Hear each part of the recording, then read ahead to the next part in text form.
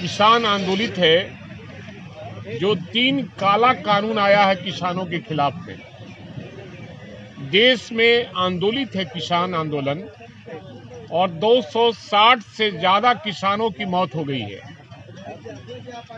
और ये किसान विरोधी सरकार है, किसानों के पक्ष में कहीं भी बोलने को तैयार नहीं है। और जो काला बिल आया है केंद्र में, बिहार सरकार भी उन्हीं के सहयोग में लगी है और काला बिल का समर्थन कर रही है। इसलिए महागठबंधन के लोग, हम महागठबंधन की पार्टी इथनॉल का जो फैक्ट्री लगाने का यहाँ जो घोषणा कर रहे हैं, वो सिर्फ और सिर्फ बाहरी जो उद्योगपति हैं, अडानी अंबानी के जिम्मे देना चाहते हैं। हम लोग का मांग था यहाँ के नौजवानों को वो फैक्ट्री में हिस्सेदारी मिले, उनको खोलने का अवसर मिले, तभी बिहार का विकास हो सकता है, सुधार हो सकता है।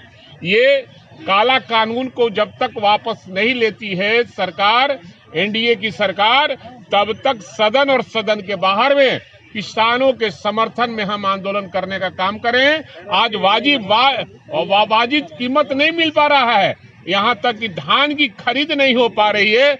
औने पौने भाव में जो एनएसपी जो तय की है, उसमें भी किसानों का धान नहीं खरीदा जाना, ये अपने आप में एक आश्चर्यचकित बात है। और ये किसान विरोधी ये सरकार है, इसलिए इसके बिल का और कटौती का हम लोगों ने बाइकाट किया है, इनके भाषण का बाइकाट किया है कि ये झूठा का पुलिंदा है और किसान विरोधी है। इसलिए हम लोगों ने सभी महागठबंधन के भाइयों ने इसका विरोध करने का काम किया। आज जो है नौजवानों का, छात्र युवाओं का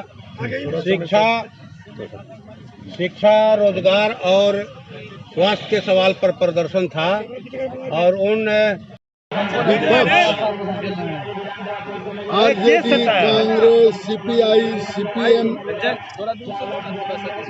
माले, सीपीआईएमएल, सारे विपक्ष 2 मुद्दों को लेकर के सदन का वॉकआउट किया है। पहला, इथनॉल उद्योग में जो चीनी मिल बनाते थे, चीनी मिल से अलग करके सरकार उद्योग खोलेगी, उद्योग इंडस्ट्रियलिस्ट को बुलाएगी। हम लोगों का मांग था, हम चाहते हैं कि बिहार के नौजवान 15 वर्षों में नीतीश के हुकूमत काल में एक भी उद्योग नहीं लगा है। इसलिए जो उद्योग, इथेनॉल उद्योग लगे, बिहार के लोग उद्योग लगाएं, अंबानी और अदानी के कच्चे बच्चे नहीं बुलाए जाएं, इसका विरोध हम करते हैं। दूसरा बिंदु ये था कि कृषि के क्षेत्र में कृषि कानून जो भारत सरकार ने लाई है, जिसका समर्थन बिहार सरकार एनडीए की हुकूमत का समर्थन कर रही है, तो उनके भाषण को हम इसलिए नहीं सुनना चाहते हैं कि 280 से ऊपर किसान आत्महत्या कर रहे हैं। किसानों की मांग है 3 कृषि कानून वापस किए जाएं।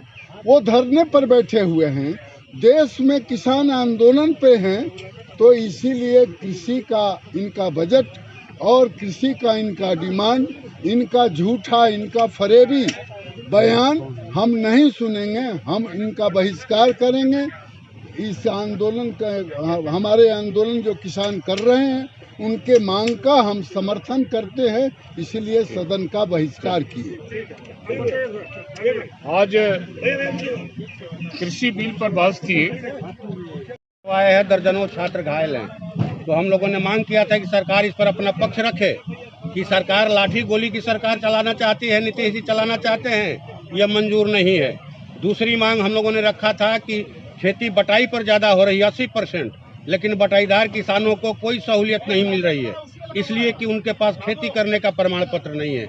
हम लोगों ने कहा कि भूमि सुधार आयोग का गठन आपने किया है, उस आयोग ने भी कहा था कि बटाईदारों को पहचान पत्र दीजिए। अब पहचान पत्र दे दीजिए, खेती और मन से लगेंगे।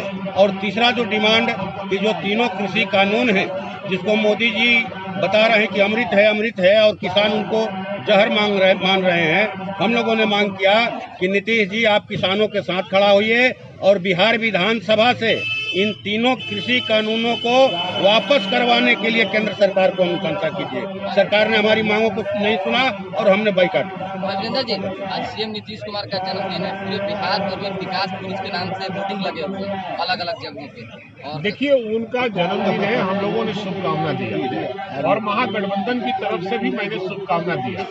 तो जन्मदिन की शुभकामना देना अलग चीज है, विकास पुरुष तो है ही नहीं, विनाश पुरुष है वो। इसलिए जन्मदिन और विकास पुरुष में कोई अंतर बहुत असमानता नहीं है।